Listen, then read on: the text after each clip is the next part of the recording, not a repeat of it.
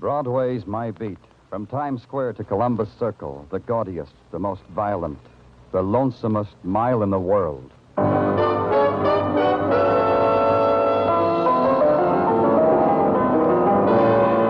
Broadway's My Beat, with Larry Thor as Detective Danny Clover.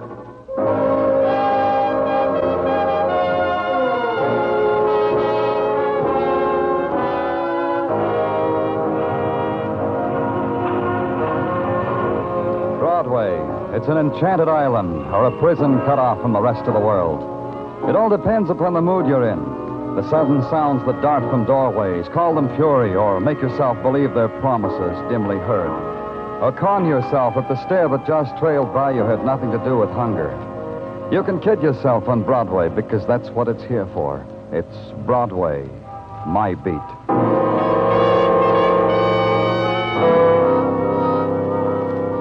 To a policeman, a telephone is an instrument of mayhem. It carries the after images of violent death with the speed of sound. The telephone told me there'd been a murder. It told me just now. It told me where. It told me to climb 6 flights of steps at the Ramsey Apartments, and I'd find death waiting for me in an elevator near the head of the stairs. Right over here, Danny. Hi, Muggavan. In here, in the elevator. There he is, Danny, on the floor. Who is he? No identification. Person unknown shot to death by person unknown. Whereabouts of the shooting is a moot point. This man's too well dressed to go around without a wallet or some kind of identification. Maybe he was heisted. Who are you? Elevator man. Yeah, Danny, he runs the elevator. He called in the precinct. I got the call. Maybe the guy's wallet was heisted. Robbery, huh? With a deadly weapon. You. Funny man. What's your name, elevator man? Eddie Amboy, 1212 East 54th. You walk up 2, turn right, turn left, then walk up a half till there's nothing but a door. Eddie Amboy, my place. Okay, Eddie. Tell me about it. About what? Book him, Muggavan. I'm tired. Oh, about the guy here? I already did that. Ask this Muggavan here. I did the story to him. Mr. Clover's tired. Do the story again. Yeah.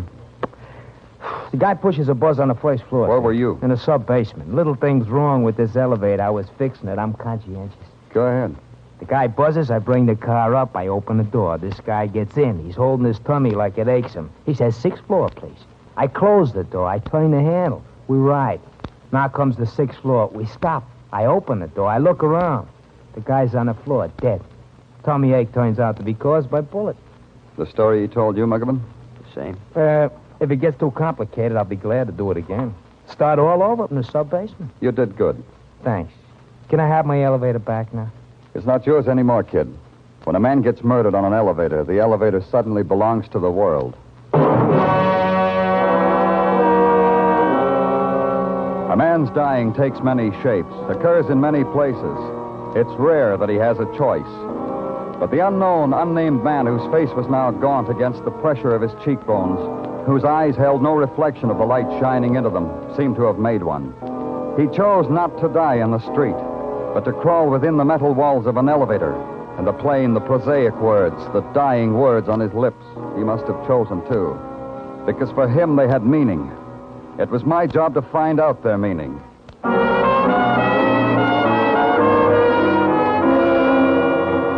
At headquarters, we put tracers out on the murdered man. Who was he? If we knew that, maybe we'd know why he had to die. And in the morning, I went back to the 6th floor he'd wanted. I had Muggavan's list of the tenants in the 3 apartments on that floor. I rang the first bell on the list. What do you want? You're Miss Conrad? What do you want? I'm from the police. Who is it, Martha? Who is it? Don't you think you'd better tell her? Martha, how dare you not answer me? Who is it? And don't tell me it's no one because I heard you whispering. Who is it, Martha? It's the police. Oh, how wonderful, the police. But isn't that the end? Show them in, Martha. No, wait, darling. First I want to paint my face. Come in. But I... It's all right. She's already done her face. Come in. Down this hole, please. No, don't come any closer. I want you both to stand right where you are. Especially you, policeman. You're Miss Conrad? Mary Conrad. You may call me Mary, because Mary's a grand old name. Martha. Yes. Martha, get the policeman and me something. A libation, a morning martini, anything the policeman wants. Don't go away, Martha. You afraid to be left alone with me, policeman?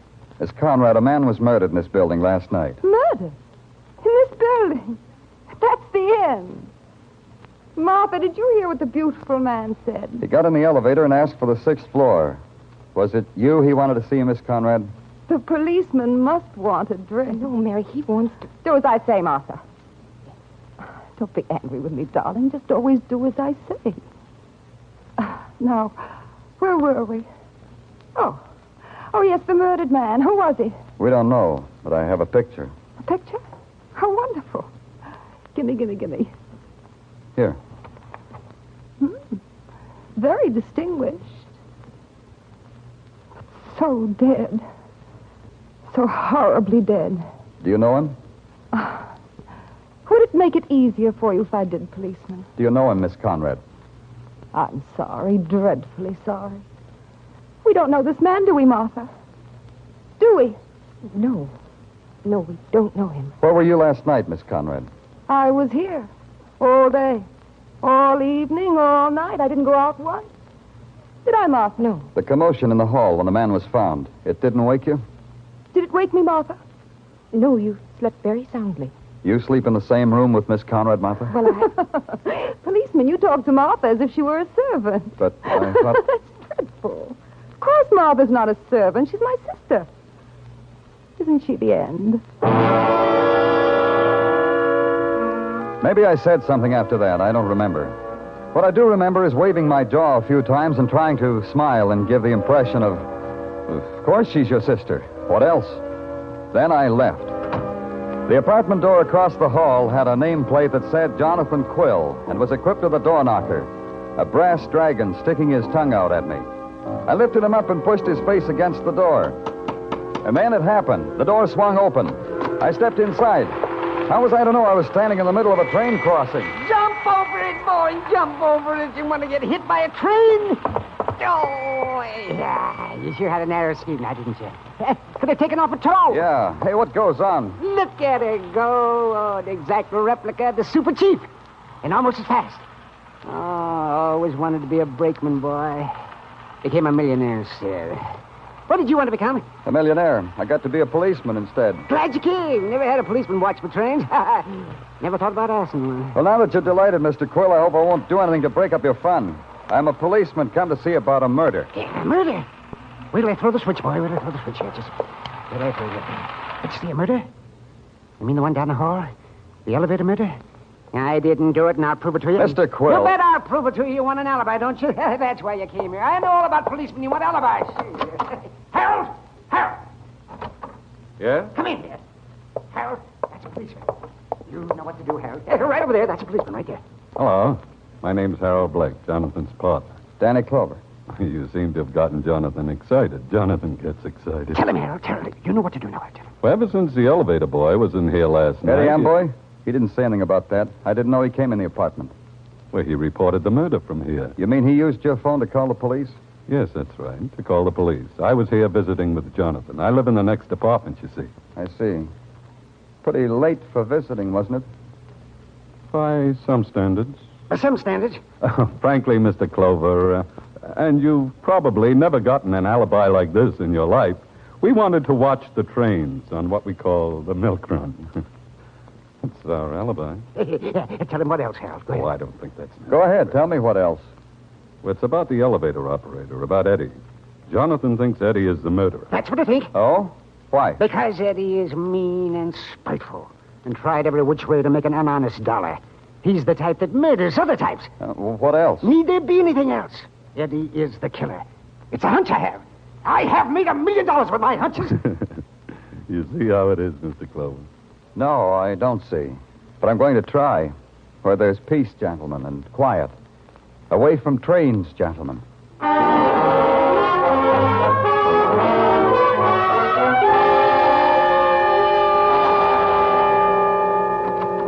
Hey, Danny, you in the mood for heap big powwow? Huh? Say that again, Tartaglia. Powwow, that's Indian talk, a throwback. Try me once more, Tartaglia. Well, a throwback to last night. Every night I play Cowboys and Indians with Mrs. Tartaglia and my 6 boys. Yeah, and I am always an Indian. Hey, you should see my teepee, Danny. Surplus army blanket. There must be a string of beads around here somewhere, Tartaglia. Go play someplace else. Danny, please, be serious. We got work to do. Oh. Well, who makes medicine first, you or me? Huh? Oh, me, Danny, me. Now, this is a very grave matter. The technical boys say the signal system on the elevator where deceased unknown was found murdered. You follow me? Mm-hmm. They say said signal system was disconnected when they went over it. So? So, what makes the mystery into a big pile is that somewhere there is a discrepancy. Like what? Like a discrepancy in time. Detective Muggovan received the murder call at his precinct at 2:55 in the a.m. He noted it down. So? So, Dr. Sinsky says, after examination of said unknown deceased, that said unknown deceased was deceased for at least 2 hours when found, which would place the time of his murder, considering the here and there of police routine, at about 1 in the morning, not at 2:55 as was called in by the elevator operator. Now, this means the boy cut off the signal system. He should not be disturbed. Danny, I ain't finished. I can never get a word out edgewise. Danny!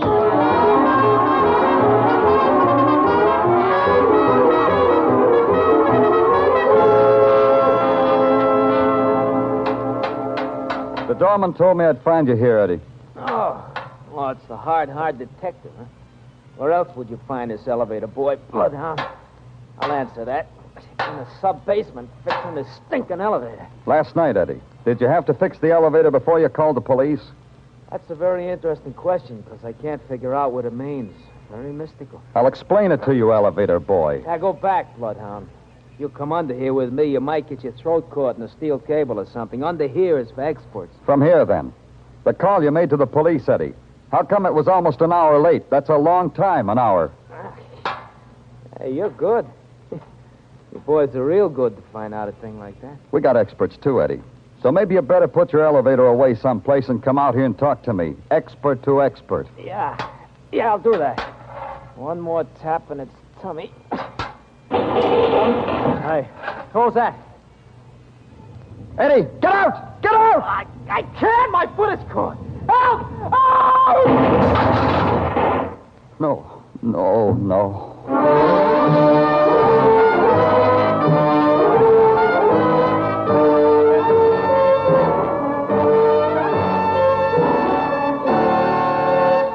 You are listening to Broadway's My Beat, written by Morton Fine and David Friedkin, and starring Larry Thor as Detective Danny Clover.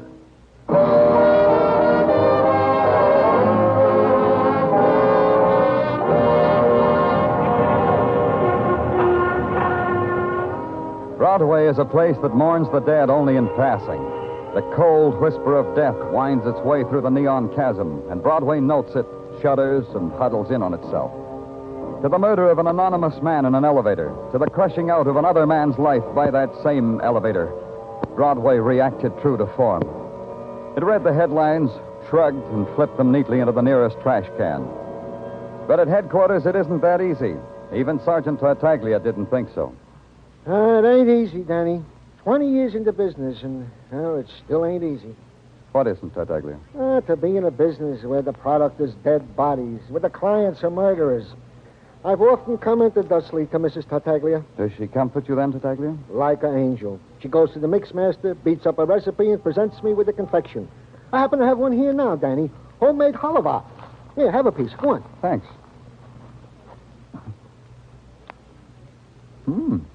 Good. Okay, Tartaglia, brief me. This halva. Well, it's like chewing on a dream, huh, Danny? My compliments to the missus. Brief me, Tartaglia. Yeah. Well, item. The unknown man found dead in the elevator of the first part is still, to all intents and purposes, unknown. Yeah, but you'll keep after it, Tartaglia. Oh, like an old hound dog. Item, the death of the elevator operator, Eddie Amboy. The boys in technical concur with your opinion that he was indubitably murdered. Well, it's generous of them. Yeah, they thought so. They said the hacksaw you found on the roof of the apartment building, plus the evidence that the elevator cable had been sawed through, this made it murder. What else, Tartaglia? Well, we have checked on the background of Eddie Amboy. Found he ran an elevator, and in his room had a wife, Mrs. Eddie Amboy. She there now? Oh, yeah, Danny, yeah. The boys are even now, keeping tabs on her. Tartaglia, give me the rest of that halva. I may need it for comfort.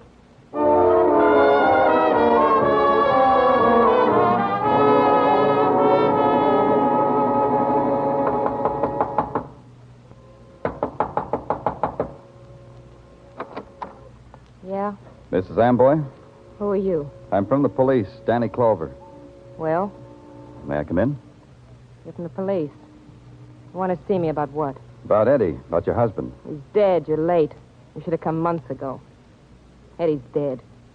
Last night he got married to an elevator. Eddie was murdered, Mrs. Amboy. You'd want to take the trouble. Oh, come on in. Sit over there if you want to. Thanks. You said I should have come months ago. Why? Could have arrested him. Could have had him sentenced for every little petty crime he committed. I added it up one night. Come to 157 years. That way, huh? This way, Mr. Clover. I could have visited him in jail, brought him pineapple upside-down cake. He liked pineapple upside-down cake. It's a dream I had. To watch him eating pineapple upside-down cake behind bars. You sound bitter enough to want to kill him. And wreck that dream I told you about? Myself? That was Eddie's department. You were around when Eddie was killed? Still doubt me, Mr. Clover. Don't doubt me. I've been on vacation, mister. To Washington, the District of Columbia, to our nation's capital. 2-day all-expense tour by bus to gawk at the White House, Lincoln's Memorial. Miss Amboy. Eddie sent me away. He had a girl. Oh. When did you get back, Mrs. Amboy? This morning. Time to read the papers. And time to know that Eddie was dead. Time to come back here and sniff perfume I never had. Another woman. We'll check that. About the trip to Washington, I mean. Yes, sure. You know what I was just thinking, Mr. Clover? What? 6 years. I get my first 2-day vacation in 6 years, and it becomes a matter for the police. How long will it be before Eddie leaves me alone? You've seen women like me before, mister. Help me out. How long will it be? We'll just check about that bus trip. No longer than that. Wait a minute. Don't go yet, Mr. Clover. I got it right here. Here. Take this wallet. What about it? Before I burned Eddie's clothes this morning, I went through them. Maybe he'd left me $5 insurance money. I found this wallet. Eddie never had no wallet like this. Anyhow, it's empty. Not quite empty. A picture of a man. An identification card. You know him? Not really, Mrs. Amboy, but I know about him. He's a man who didn't get off an elevator. He tried, but he didn't make it. Mrs. Amboy's eyes glittered through the shadows of the room filled with shadows. And all that was in them was the hard crust of a hatred finally resolved. It was not only Eddie's clothes she had burned, but his touch, his gaze on her, the whispered night words. There was nothing more I could ask her about Eddie that she would answer. So I got out.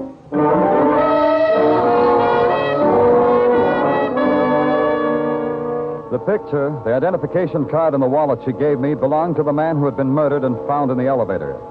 Now I knew who he was, but I needed more than that. There was an address on the card. I went to it.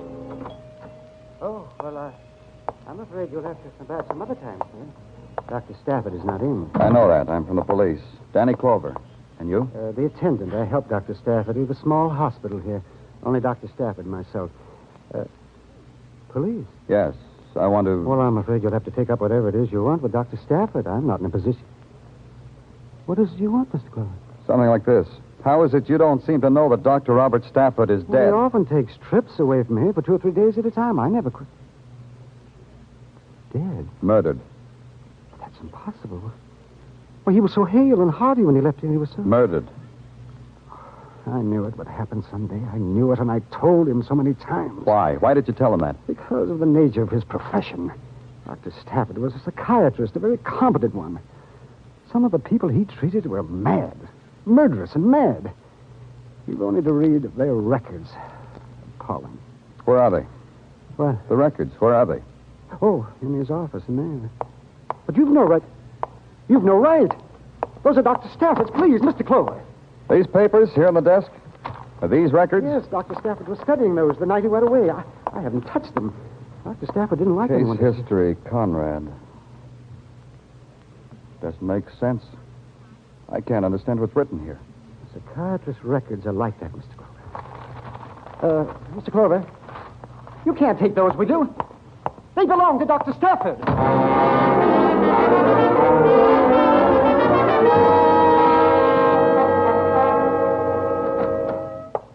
Welcome, Danny. Welcome to the office that Freud built with the taxpayers' money, Danny. Dr. French, how are you? All right, Danny, all right. Well, what brings you to the city psychiatrist? Problem? A problem. Off the record? On it, Doctor. I've got a file here. It's filled with words and parts of words that I don't understand. A file about a sick woman. Illness requires a special language, Danny. Let me take a look. Here. Anything, Doctor? Gently, Danny, gently. This is quite a history. Sum it up for me, Doctor. Tell me so I can understand. Can the lay mind understand insanity? For the woman named Conrad, it says here that she's insane. How insane? The insanity of the headlines, Danny. The sensational insanity. The woman named Conrad is a homicidal maniac. Yeah. This woman needs attention. According to these notes, she was going to be committed. I know, but which one? I don't understand. Which one, Doctor? Which Conrad? Martha or Mary? Which is a homicidal maniac? Which?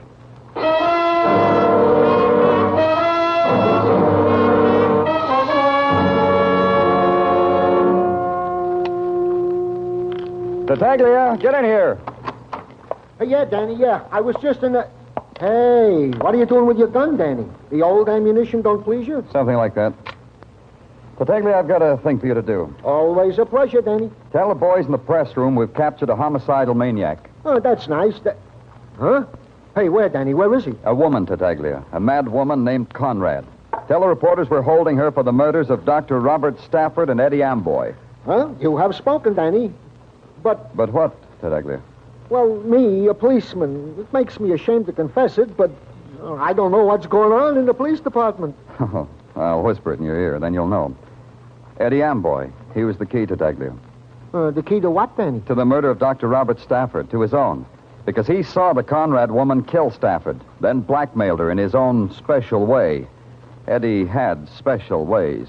Well, if I could only understand it, it would explain something. Well, it explains Eddie's delay in calling the police. He had to fix it up with the murderer, Tartaglia. It took him an hour. When he finally convinced her, he called us.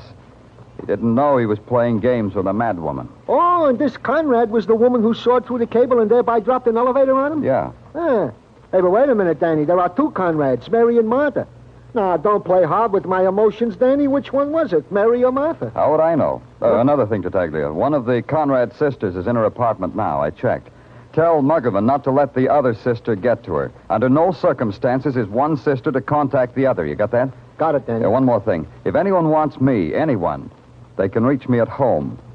Is it all clear now, Tartaglia?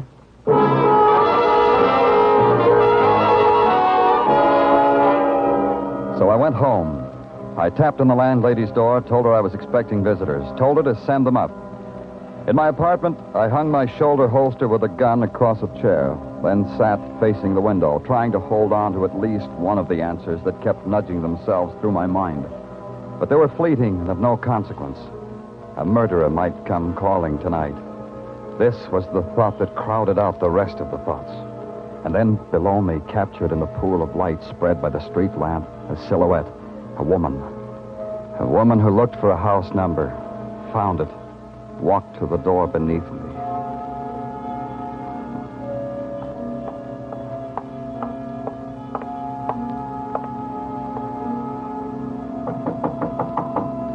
Found me.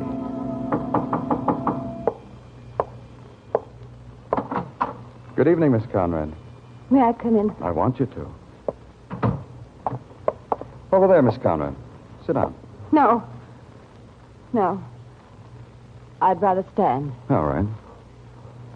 Why did you come here? What have you done with her, Mr. Clover? What have you done with my sister Martha? You've seen the newspapers. The police have her. She'll see the psychiatrist in the morning. You know that, Miss Conrad. You know she needs medical attention. I know that. But you'll put her away. You'll put her away like an animal. She'll die in a cage. My sister. Your sister murdered two men. Yes. Yes. Why didn't you come to the police? You knew she murdered Dr. Stafford, knew about Eddie Amboy. She'll die in a cage. Crawling in a cage. Come in. Martha. Martha, what are you doing here? I don't understand. That policeman, he said...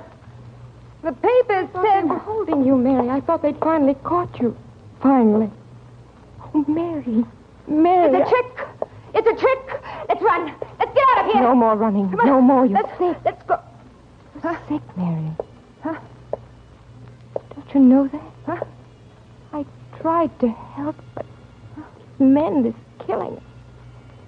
Oh, Mary. Don't touch me. You've turned on me. Now he knows. Now he knows, and you... I'll kill you both. Mary, put down that gun. I'll kill you. Kill you.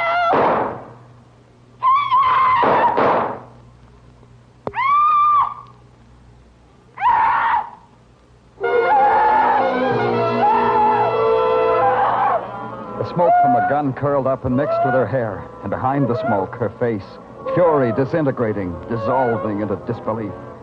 She stood there, her body taut, her mind clutching for one fleeting instant of sanity that it was through, over, done with. The simple recognition that the gun had been harmlessly loaded. Then she rejected everything.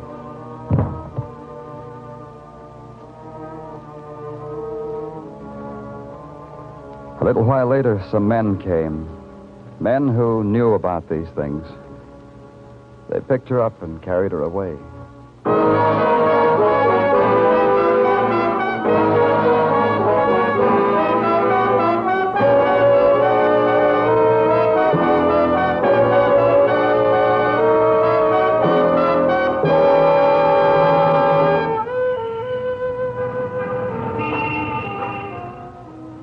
Broadway's deserted now, except for those who've never quit.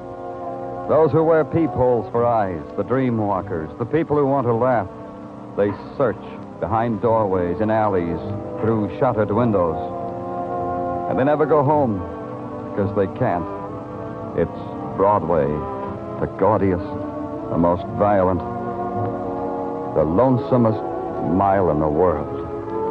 Broadway, my beat.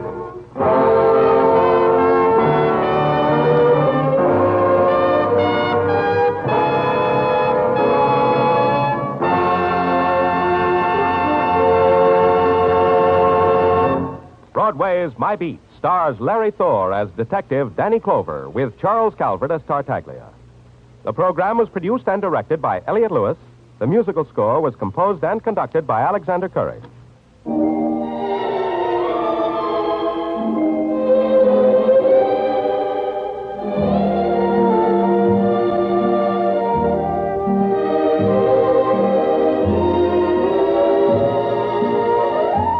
This is the United States Armed Forces Radio and Television Service.